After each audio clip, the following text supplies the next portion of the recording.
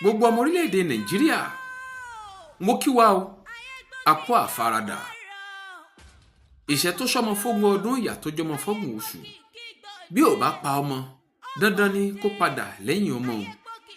gbogbo ẹni tó láǹfààní láti wo fídíò yìí mo fọ Ọlọ́run Olódùmarè bẹ̀ yín ẹ bá mi ṣíà fídíò yìí dáadáa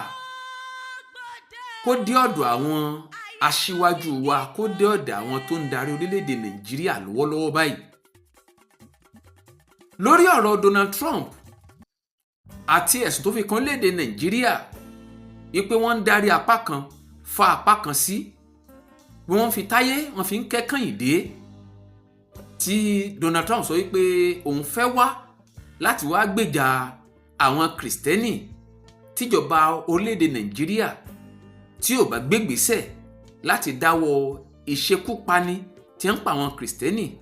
tí ń pa wọ́n tí ò bá dáwọ́ rẹ̀ dúró oríṣiríṣi ọ̀rọ̀ la ti ń gbọ́ oríṣiríṣi awuyewuye ló ti ń jáde lórí ọ̀rọ̀ tí Donald Trump sọ yìí àwọn tí ó sọ̀rọ̀ nígbà tí àwọn agbébọn àwọn kùkùlájà àwọn ẹlẹ́mọ̀ṣọ́ orílẹ̀-èdè Nàìjíríà tí wọ́n ń pa àwọn èèyàn àti Kristẹni àti Mùsùlùmí àtẹni tí èṣe lẹ́sìn méjèèjì tí ń pa wọ́n tí ń jí wọn gbé àwọn tí ó sọ̀rọ̀ gbogbo wọn ti bọ́ síta báyìí tí wọ́n ti ń sọ̀rọ̀ ọ̀rọ̀ tí wọ́n ti ń sọ lọ́pọ̀lọpọ̀ gbà náà ló tako ààrẹ orílẹ̀-èdè Amẹ́ríkà ara àwọn tó sọ̀rọ̀ rèé ẹ gbọ́ nǹkan tí wọ́n sọ ẹ wo nǹkan tí wọ́n sọ.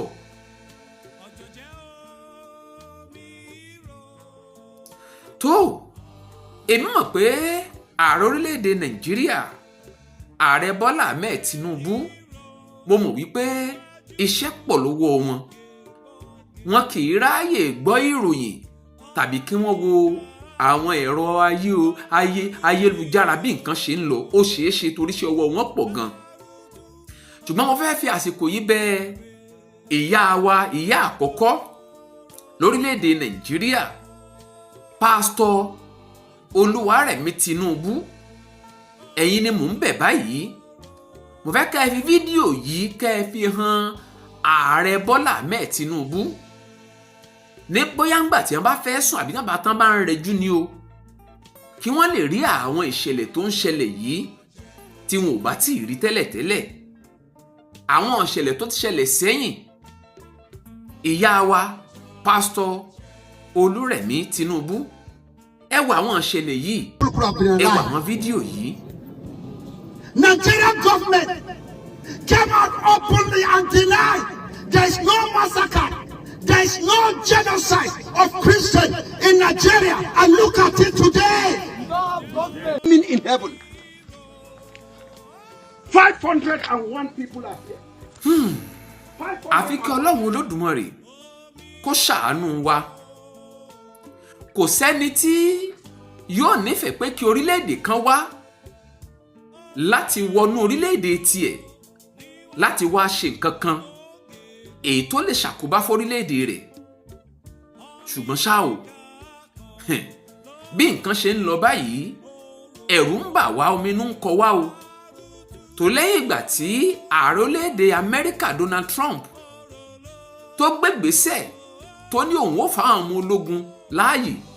láti wá gbèjà àwọn Kristẹni lórílẹ̀-èdè Nàìjíríà orílẹ̀-èdè Canada náà àbí ìpínlẹ̀ èdìsí ni àwọn náà mọ̀ ti dìde àwọn náà ti sọ wípé àwọn náà ṣetán wọ́n ti ń gbé e yẹ̀wò ìṣekúpani tó ń ṣẹlẹ̀ lórílẹ̀-èdè Nàìjíríà ní Canada náà báyìí. To bring attention to the tragedy Christians in Nigeria are experiencing. The deadly terrorist organization. ẹ wá gbọ́ ná ṣe bá a ṣe máa bá a lọ lélẹ́yìí ààrẹ Bọ́lá Ahmed Tinubu ọ̀rọ̀ ètò ìdìbò ọdún 2027 ẹ kọ́kọ́ bá fi ilẹ̀ sápá kan ná iṣẹ́ takuntakun tẹ́ ẹ ṣe láàrin ọdún bíi mélòó kan sẹ́yìn tẹ́ ẹ dàrú orílẹ̀-èdè Nàìjíríà àwọn èèyàn ò lo iṣẹ́ yìí láti dìbò fún yín kódà ẹ ti wọlé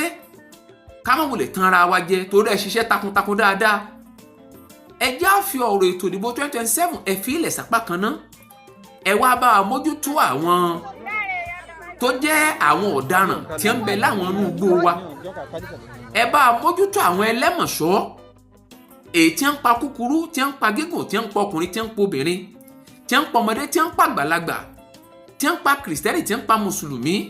tí ń pa àwọn tí è ṣe kìrìsìtẹ́nì, tí è ṣe mùsùlùmí. Ẹ bá wa wá Ṣọ̀ún Ògúnlọlá gidi, èyí tí ó bá kojú àwọn ẹlẹ́mọ̀ṣọ́ tó ń dà wá láàmú lórílẹ̀‐èdè Nàìjíríà. Ó ti di ìlú méjì báyìí tí wọ́n ti ń jíròrò lórí àti wá gbèjà àwọn kìrìsìtẹ́nì àtàwọn tí ń pa nípakúpa Nàìjíríà. Àfàìmọ̀ kó orílẹ̀‐èdè Ísírẹ́lì ò mọ̀ dá sí o. Àfàìmọ̀ kí àwọn orílẹ̀‐èdè bẹ́ẹ̀ káwọn náà má lọ dá sí o. Àfàìmọ̀ káwọn orílẹ̀‐èdè kan láfíríkà náà káwọn náà má lọ dá sí o. A sì fẹ́ kọ́rọ̀ ó di báyìí. Fún di eléyìí, ààrẹ Bọ́lá Ahmed Tinubu, pásítọ̀ Rẹ̀mílẹ́kún Tinubu, ẹ bá wa fi fídíò yìí hàn bàbá pé kí wọ́n dábọ̀ kí wọ́n bá wa jáwé sóbì lórí ọ̀rọ̀ ètò ààbò lórílẹ̀‐èdè Nàìjíríà. Bí wọ́n bá ṣe ń tó tọ́, kò sí ààrẹ kankan lágbàáyé tó lè wá dá sọ̀rọ̀ orílẹ̀‐èdè Nàìjíríà, wọn ò tó bẹ́ẹ̀. Ṣùgbọ́n nígbà tí wọ́n rí wa nírìí pé ààtò nǹkan ṣe, wọ́n rí wa nírìí wípé ọ̀dájú ni wá, wọ́n rí wa nírìí wípé àwọn ìṣẹ̀dá èèyàn kò jọ wá lójú, wọ́n rí wa nírìí wípé ẹranko, wípé a pọ́n wọn lé ju èèyàn lọ. Èyí ló fà á tẹ́ fi wá rò pé àwọn fẹ́ wá gbìjà àwọn tó jẹ́ àwọn ẹlẹ́sìn tàwọn lórílẹ̀‐èdè Nàìjíríà. Ààrẹ Bọ́lá Ahmed Tinubu, mo fọlọ́dùmarè bẹ̀ yín o, ẹ bá wa jáwé sóbì. Gbogbo àwọn ẹlẹ́mọ̀ṣọ́ tó ń bẹ nínú igbó wa, nílẹ̀ Yíbò ni o, nílẹ̀ Yorùbá ni o, kódà nílẹ̀ Haúsá ni o, tí wọ́n jẹ́ agbádùn, ẹ dákun ẹ bá wa kí orí wọn bomi gbóná kálàáfíà ò lè bá àjọba lórílẹ̀‐èdè Nàìjíríà. Torí pé tí àwọn orílẹ̀‐èdè míì bá lọ dìde páwọn fẹ́ gbèjà orílẹ̀‐èdè Nàìjíríà àtàwọn ọmọ orílẹ̀‐èdè Nàìjíríà àti àwọn kìrìsìtẹ́nì,